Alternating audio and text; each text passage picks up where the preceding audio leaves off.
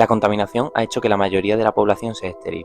Ante la creciente inestabilidad de los gobiernos, los grupos religiosos más conservadores empiezan a ganar fuerza y representación política, tanta que consiguen instaurar la República de Gilead, una nación donde las mujeres fértiles son tomadas como criadas de las clases altas y una vez al mes son violadas en lo que llaman la ceremonia. El cuento de la criada nos cuenta una historia de un futuro distópico, donde tras una crisis hay un grupo radical que toma el poder y consigue moldear la sociedad a su gusto. Nos puede recordar a 1000 episodios parecidos a lo largo de la historia. La propia autora Margaret Atwood ha dicho varias veces que se inspiró en episodios históricos como la Alemania nazi o la crisis ambiental. Todos estos hechos pueden parecer distantes a nuestra realidad, pero sin ir más lejos, en enero de 2023, el Colegio de Médicos de Colombia compartía este tuit donde expresaban que era factible llevar a término un embarazo en mujeres con muerte cerebral, algo que se refleja curiosamente en la tercera temporada de la serie, cuando una de las criadas queda en coma mientras está embarazada. Es así una de las bases que tiene Gilead, la reducción de la agencia de las mujeres a la capacidad de gestar y por supuesto a la maternidad. A día de hoy todavía se da un debate sobre las decisiones que toman las mujeres, sobre todo aquellas que incumben a la maternidad. Normalmente la maternidad siempre aparece reducida a una dimensión biológica, dejando a un lado, por ejemplo, todos los factores sociales que la rodean. Esta construcción exclusivamente biológica de la maternidad funciona como una estructuración de la vida de las mujeres, una dinámica que oprime, que constriñe y que alecciona. Esto propicia la facilidad a la hora de ejercer control sobre aspectos relativos a la intimidad, moldeando la idea de qué es una mujer a los ojos de la sociedad y qué se espera de ella, proyectando matices como por ejemplo la culpa. Alterar y dominar la integridad de un individuo siempre ha sido una de las maneras más eficaces de ejercer el control. Este control lo vemos en Gilead, pero no hace falta entrar ahí cuando incluso a día de hoy se vigila directa o indirectamente la voluntad de los individuos, con puntos como la imposición de códigos de vestimenta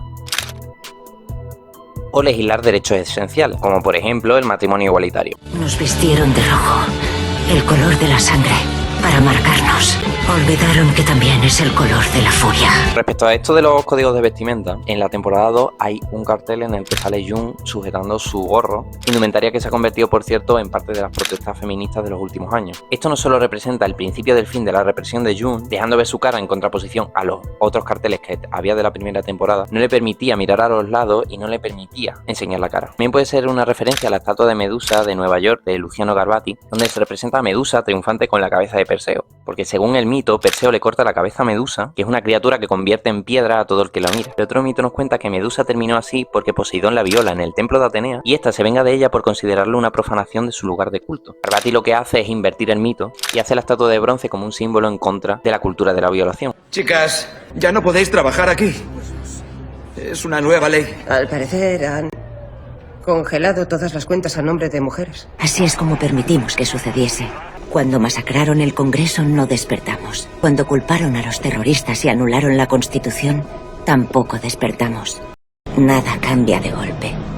Si estuvieras en una bañera que se calienta poco a poco, morirías hervida sin darte cuenta. En el cuento de la criada se nos presenta una sociedad basada en el control del cuerpo femenino. Se da una disolución de la integridad individual y son sometidas a una violación regular. Algo que explora muy bien es también el papel de las propias mujeres, cómo éstas forman parte de la maquinaria represiva, por parte de las esposas o de las tías. ¿De quién fue la culpa, chicas? ¡Suya! ¡Suya!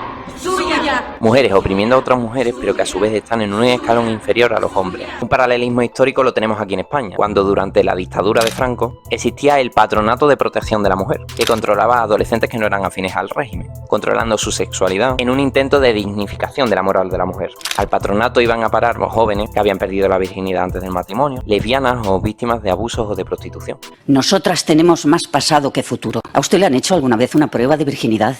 ¿Le han puesto a usted ortigas en la vulva por hacerse pis en la cama? ¿La han hecho hacer 150 cruces con la lengua en el suelo hasta que se le ha quedado negra, señora?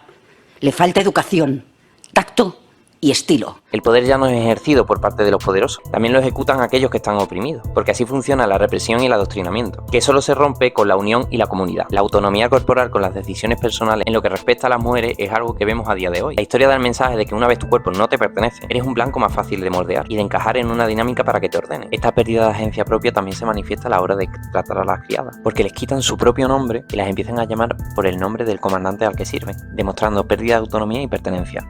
Me llamo de Fred. Antes tenía otro nombre, pero ahora está prohibido. Ahora hay muchas cosas prohibidas.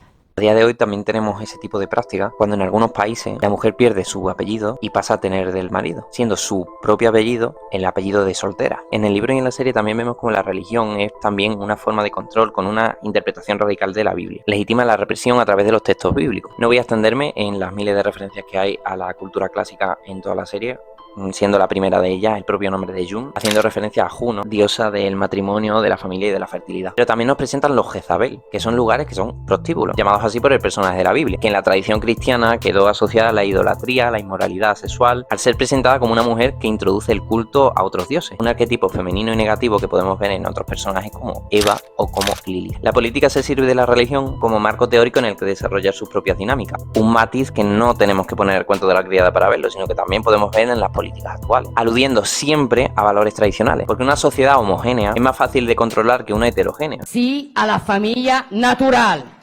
no a los lobbies LGBT, sí a la identidad sexual, no a la ideología de género, sí a la universalidad de la cruz, no a la violencia islamista, sí a fronteras seguras, no a la inmigración masiva, y sí a nuestra civilización, y no a quienes quieren destruirlo. Gilead también ejerce su control a través de la violencia y de la represión, para demostrarnos lo fácil que se destruye una democracia si no se hace una defensa constante de esta. Otro de los aspectos de los que habla, pero no a lo mejor con tanta profundidad como otros, es la propia emergencia climática. La serie y el libro parten de un punto en el que todo el planeta está recibiendo las consecuencias de una explotación desproporcionada de los recursos naturales, una crítica a la dejadez política en lo que se refiere a hacer políticas ambientales efectivas.